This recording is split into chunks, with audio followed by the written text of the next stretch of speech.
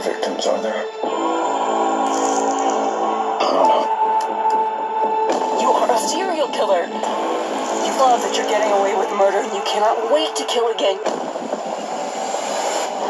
Have you learned nothing? Hello everybody, welcome back to Screenstars. Welcome to my review for the first episode of the brand new Dexter show, Dexter New Blood. Obviously starring Michael C. Hall. We've also got Jack Alcott, Julia Jones and Jennifer Carpenter returns. Right, where do we start with this? Dexter is back.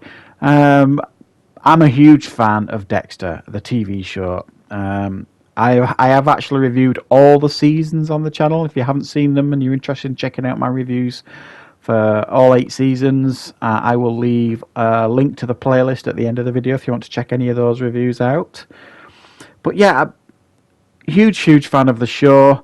I wasn't as hugely disappointed with the ending of the original Dexter as most people, but I do acknowledge that it was a pretty weak ending. So when I found out that they were bringing Dexter back, I was stupidly excited, as many fans of the show were.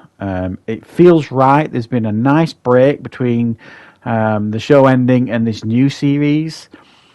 My understanding is that the guy that ran the show for the first 4 seasons, who many believe are the strongest seasons of Dexter, the first 4, well, they are. He's back to run the show. Michael C. Hall obviously is back as a producer. So it's almost like everything is aligned here to bring the show back and kind of give the fans what they want. And even though they're saying this is like a one-off series, I don't know if they're going to make any more. I suppose that will depend on how this season ends. But they are promising to give like fans what they've been waiting for in regards to Dexter. Now, this time round, it's been 10 years since his time in Miami, even though in real time it's not 10 years, but it's not far off. He is now living in upstate New York, Dexter. He's going by the name of Jim Lindsay. And he is living almost like in a reclusive life. He's living in like a log cabin. He is part of the community. It's like a small like hunting logging type community. He's working at the local hunting shop. He's going out with the local sheriff. They are an item. And he has gone 10 years without a kill.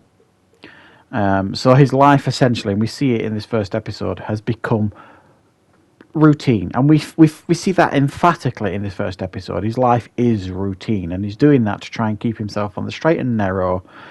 There are differences here to this than what we got in the original Dexter. There's no title sequence. I don't know if the other episodes will have something like that. There's no inner monologue anymore here. Well, there isn't, but later on in the episode, as we see kind of this Dexter coming out of his shell a little bit by the end of this first episode, and I don't want to spoil too much, the monologue starts coming back a bit. But what we do have this time is, whereas Harry was his guardian angel, if you like, or his conscience in the original show, this time round it's Deb, who obviously was killed in season 8. So she is his guiding compass, his moral conscience, whatever you want to call it. She's there to try and keep him on the straight and narrow. So we do have a couple of sequences in this first episode where he's chatting away to Deb and things like that. But much of this episode is laying the foundations for what is to come. We meet a few people in this small town. We learn more about his life. And this isn't a spoiler because it's in the trailer. But Harrison turns up at some point in this episode, which is obviously going to open a whole new can of worms for Dexter as this series progresses. And I believe it's a 10-episode season. The episodes are a little bit longer. They're almost an hour long, whereas the original episodes for the original show were something like 45 minutes long. So they are longer in length. And I've got to say, I really enjoyed this first episode. It was somber. It was melancholy in a lot of ways. But it was fascinating to see this new Dexter in many ways, how he has changed, how he's evolved, but still underneath there's a couple of moments in this episode where you just see, just from a look, the old Dexter. And it was really, really nice to see. It's really nice to see that Michael C. Hall has not forgotten how to tap into this character. He still feels cool, calm, collected, witty, caring. But again, that's all. It all still feels like a mask that he's wearing, which he did so brilliantly, especially in the early seasons of the original Dexter, first 4 seasons or so, where he was, learning to evolve really, but still wearing the mask, and the mask slipped occasionally. Well, he's been wearing this mask for 10 years at the beginning of this show, and we see the mask start to slip after a 10-year period in this first episode. So it's going to be really, really fascinating to see where it's going to evolve this season. I won't review each episode at a time. I'm not sure I will. I might do, depending on how I feel, but I might just leave it now and just review the season overall when it ends, because they're not allowing you to binge watch it. They're going to release an episode a week, so we're going to have to be a little bit patient here.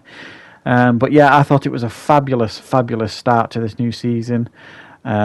Fascinating, interesting, and a pretty, wonderful way to end the show in a lot of ways. We saw the old Dexter creeping back out, and we saw old relationships renewed in regards to what his past and things like that. So can't wait for more episodes. So 9 out of 10 from me, a great start to this show, and I'll be back obviously to review loads more content on the channel very, very soon.